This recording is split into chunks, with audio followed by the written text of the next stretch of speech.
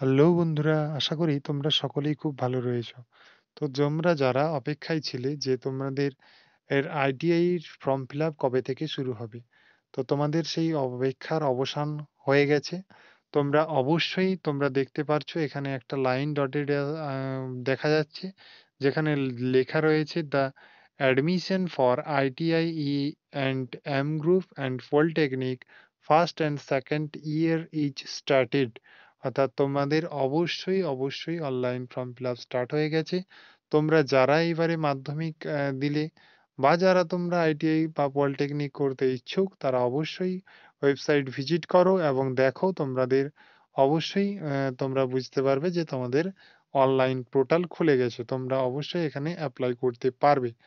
তো অবশ্যই বলবো, এখনকার সময়ে তোমাদের এইগুলোই হচ্ছে গিয়ে সবচেয়ে বেস্ট কেরিয়ার, পলিটেকনিক নয়তো আইটিআই। তোমাদের যার যেটা ইচ্ছে তোমরা সেটাতে তোমরা অ্যাপ্লাই করতে পারবে।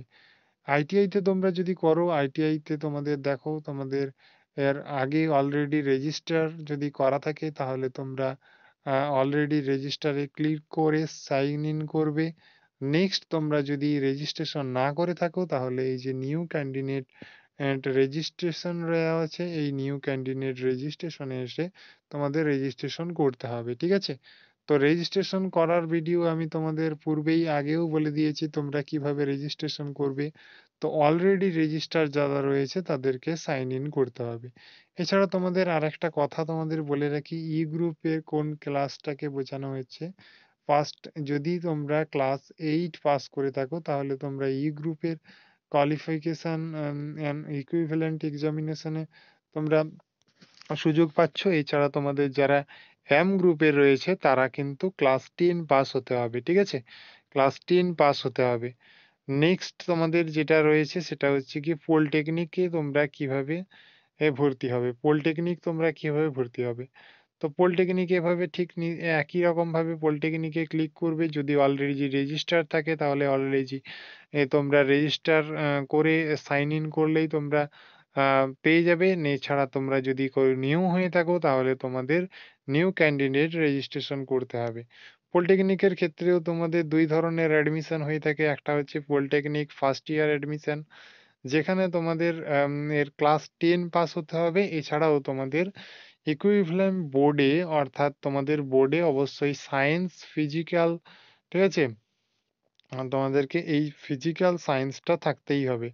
এছাড়া ম্যাথমেটিক্স, ঠিক আছে? এই যে দেখো লেখাই রয়েছে science, physical science and mathematics. Next তোমরা যারা সেকেন্ড ইয়ারে ডিরেক্ট ভর্তি হবে তাদের কিন্তু হায়ার সেকেন্ডারি অর্থাৎ first higher secondary 10+2 board examination with physics, mathematics, chemistry, biology, agriculture, computer science, electronics, ঠিক আছে? এই সমস্ত কিছু তোমাদের থাকলে অবশ্যই তোমরা ডিরেক্ট সেকেন্ড ইয়ারে গিয়ে ভর্তি হতে পারবে। এছাড়াও তোমাদের আরো একটা যেটা রয়েছে সেটা হচ্ছে তোমরা যারা টু ইয়ার আইটিআই পাস করে ফেলেছো, তারাও কিন্তু তোমরা এখানে সেকেন্ড ইয়ারে ডিরেক্ট গিয়ে অ্যাডমিশন হতে পারবে, ঠিক আছে? তো এই সম্পর্কিত এইটুকুই আজ আলোচনা করলাম। তোমরা যারা ফর্ম ফিল আপ করতে পারবে না বা ফর্ম ফিল আপ করতে কোনোরূপ কোনো সমস্যা হলে তোমরা এই ভিডিওর কমেন্টে আমাকে জানিও। আমি ডেমো হিসাবে তোমাদের একটা পলিটেকনিক এবং একটা আইটিআই ফর্ম ফিল আপ করে এখানে আপলোড করে দেবো, যে তাতে তোমরা দেখে দেখে সুন্দরভাবে নিজেরা করে নিতে পারো। ঠিক আছে? Thank you for watching. Next ভিডিওতে আবারও দেখা হচ্ছে। অবশ্যই চ্যানেলে তোমরা যদি নতুন হয়ে থাকো অবশ্যই সাবস্ক্রাইব করে নাও।